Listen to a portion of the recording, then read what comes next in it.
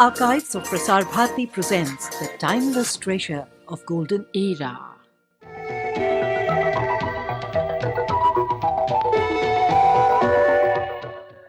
This week, relive a dying soldier's determination at the Church of St. James and learn how to cope with life in the fast lane at the traffic training park. Structures around the ground make it quite clear that they have been here much longer than the generations which erected them. And indeed they have. This is the Church of St. James, Delhi's first and oldest church, consecrated more than 150 years ago. It is also familiarly called Skinner's Church, in memory of the man who built it almost single-handedly, Lieutenant Colonel James Skinner. James Skinner, as you know, his father was an Englishman, but his mother was an Indian, and he never called himself an Englishman. He was 25 years old in the year 1800, and by that time he had already become a legend, and he was leading his own cavalry regiment. He hadn't named it as yet, and he had a very efficient band of people whom he led, and he was in great demand with the small Rajas and Maharajas to fight for them. In the year 1800, he was fighting a battle, but he was losing it, and he was lying almost dead on the battlefield for 3 nights. And due to some miracle, his life was saved, and he vowed that since God had been extremely kind to him, he would build a church, and not only a church but also a temple and a mosque. The mosque and the temple that were part of his vow, Skinner couldn't build. As it was, he was hard put to finish the church. But he did finish it, building it in the style of the Italian churches of the time. 5 years after it was completed, Skinner's life too came to an end. Not, however, his and his family's connection with the edifice. Not only are his own remains, true to his wishes, buried within the church, the grounds are replete with memorials to his friends and relatives.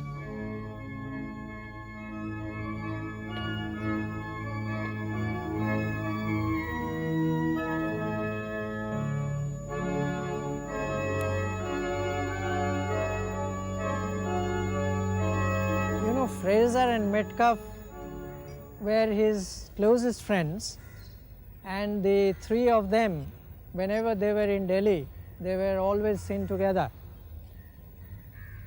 And they are the only 2 exceptions who have been buried in this garden, because as I told you earlier, the burial spots were meant only for the Skinner family.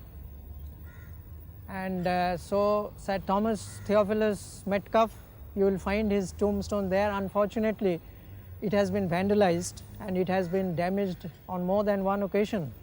Even last week, somebody broke one of the lovely screen works that you find on his tombstone.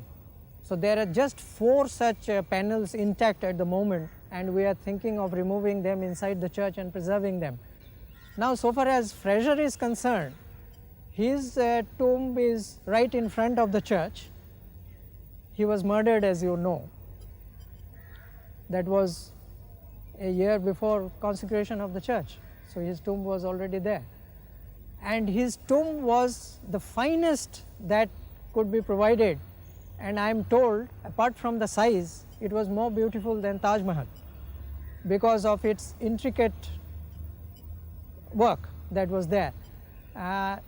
The tomb was smashed by the people during the time of the 1857, but after that it was possible to salvage some of it, and one panel was somehow we managed to do that. To the north of the church building is the enclosed graveyard of the Skinner family itself. The splendid stonework on the gravestones and crypts here draws the grandeur to which the Skinners were accustomed.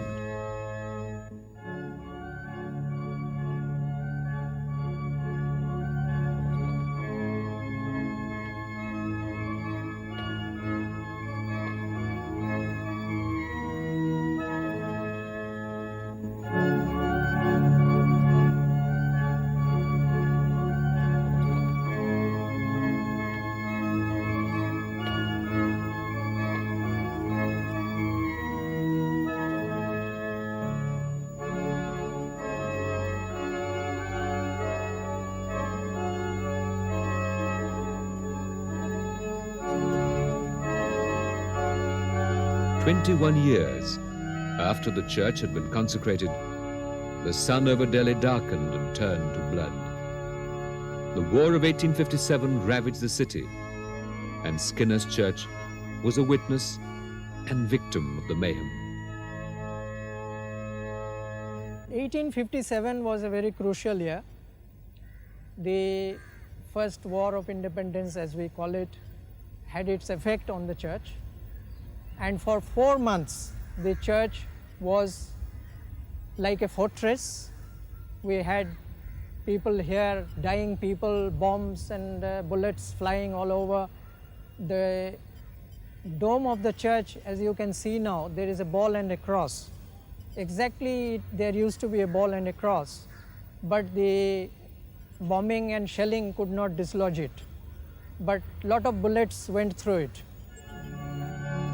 Much of what the church was before 1857 was destroyed, but it gained enough in the years after to make it almost a museum, both of Christianity and of history. The Skinner family's links are visible everywhere, as is the connection with Skinner's horse. Celebrations of James Skinner's 200th birthday anniversary and his regiment's 175th had seen a guard of honor from Skinner's horse turned out in ceremonial colors in the church itself. There are many objects within the church which it is difficult to look at without awe. The splendid rostrum from which the sermons are given, with its embroidered Skinner's horse coat of arms. The brass lectern for the reading of lessons, glinting and glistening like gold in the dim interior. The painting of the prodigal son, quite appropriate for the church, in that its builder himself found God quite late in his life. Individual objects apart, the very interior of the church, with all its lights on, is a sight to behold. But the most beautiful aspects of the church are probably its 3 magnificent stained glass windows.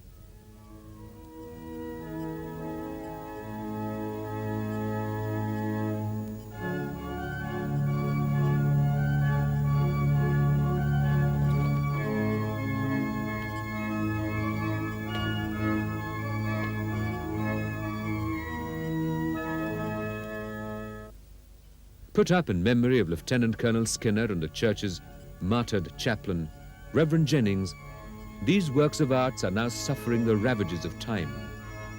But the church finds the cost of restoring them beyond its means. In fact, the costs of maintenance are what most affects the church, a monument in itself. Official help is not forthcoming. The secular constitution prevents it.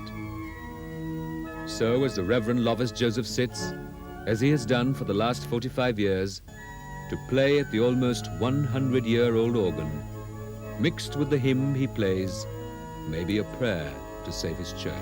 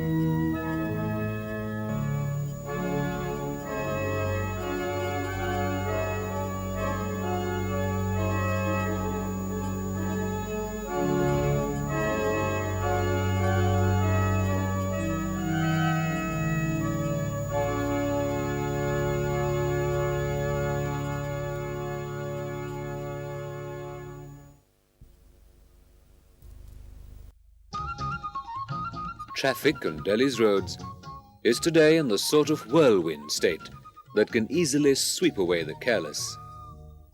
Children, especially, are at risk. Given the conditions, special education in this respect becomes one of the instruments of survival. This is a fact that the traffic police recognizes. Now, we have among the school children a cadre, what we call as the road safety patrols. Now, the cadets of the road safety patrol are trained by us in traffic control and traffic management. They direct and control traffic just as any other traffic constable on the road. It gives them a sense of leadership. It gives them a sense of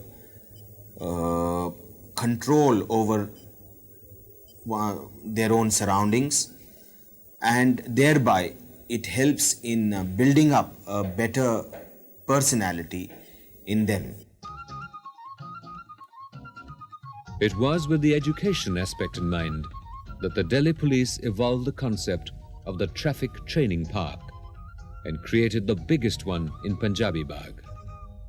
Here, on any day of the week, one might find ranks of uniformed school children all attention as a traffic police official tells them the basics of road safety. प्यारे बच्चों, आज मैं आपको यातायात नियमों के बारे में कुछ जानकारी देना चाहती हूँ। इसमें जितनी भी सड़क पर दुर्घटनाएं होती हैं, इनमें सबसे अधिक दुर्घटनाग्रस्त होने वाले लोग पैदल चलने वाले ही होते हैं। पैदल चलने वाले जब भी सड़क का लापरवाही से बिना सोचे समझे इस्तेमाल करते हैं। This introductory lecture begins the process and is of prime importance. These are the fundamental rules of the road. The police staff on the spot, in fact, act as friends and guides to the kids through the various activities that the park incorporates. Cycles are provided for them to get in touch with actually using the roads.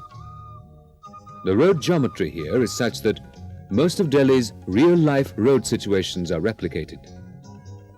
Under the watchful eye of the police personnel, the children learn to go by the book, obeying traffic lights, making the appropriate hand signals, even understanding pedestrian behavior.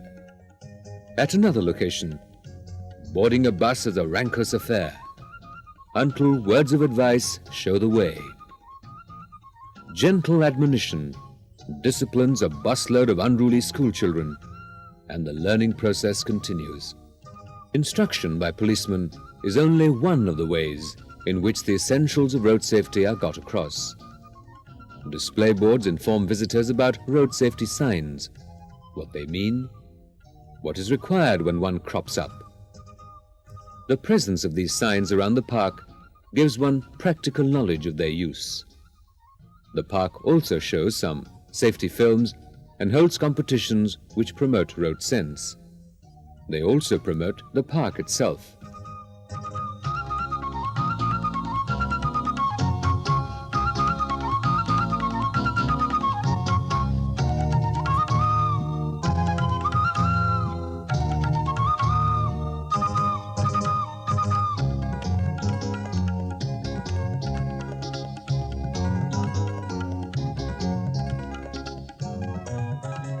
For, let's face it, kids won't learn unless they enjoy themselves in doing so. The park has a number of devices to let them have fun while they learn. A toy train chugs its way around the park. The buildings are dwarf versions of actual structures. The Delhi railway station in particular is neatly reproduced. Then there are the elements of any child's fascination. A Nat fighter plane and a helicopter, which was actually flown into place at the park. Little wonder then that the park is so popular. In the process of making it interesting, we have developed a lot of fun and games which attract the children. Like you must have seen in our Punjabi Bagh Traffic Training Park, we have the mini train. We have avenues for some other games We have got castles built there, we have got tunnels, we have got various aspects of interest that attract children to the place. Now, for West Delhi particularly, it has become an amusement park. People bring their children there, take them for a ride in the mini train, and this becomes not only an outing but an educational outing where the children go through all the drills of a normal traffic scenario as would be seen on a road with heavy traffic, but minus the traffic here. Being popular is nice, but it's being useful that's important. Like DCP Pereira says, the park's effectiveness only the future will display. But at least a sizable group of school children do benefit from the traffic police's work. The road safety patrol, for example. अगर सड़क पर पटरी ना बनी हो तो सड़क के दाहिने किनारे पर आओ ताकि सामने से आने वाली गाड़ियों को आप अच्छी तरह से देख सको और अपना बचाव कर सको. Now the cadets of the road safety patrol are trained by us in traffic control and traffic management. They direct and control traffic just as any other traffic constable on the road. It gives them a sense of leadership. It gives them a sense of control over their own surroundings, and thereby it helps in building up a better personality in them. Now, apart from that aspect, they get to know, they learn all the rules of the road, how the movement of vehicles has to be controlled, what are the geometrics, engineering aspects, and the intricacies of vehicle movement, coordination, judgment. All these things are taught to them so that they are able to make their own judgment in directing and controlling traffic. Appeal to every soul who comes to these places, because this is your place. This is for your children. Use it in the best manner that you can so that your children and the citizens of the city benefit through this. And do not dirty it, do not throw garbage, do not throw waste in these places. Keep it clean so that everyone else who comes also can enjoy it as much as you have enjoyed it. To the schools they come and go, and another group of school children prepares to learn more about road safety. Maybe the future will show that parks like these will make Delhi's roads safer to walk and drive on.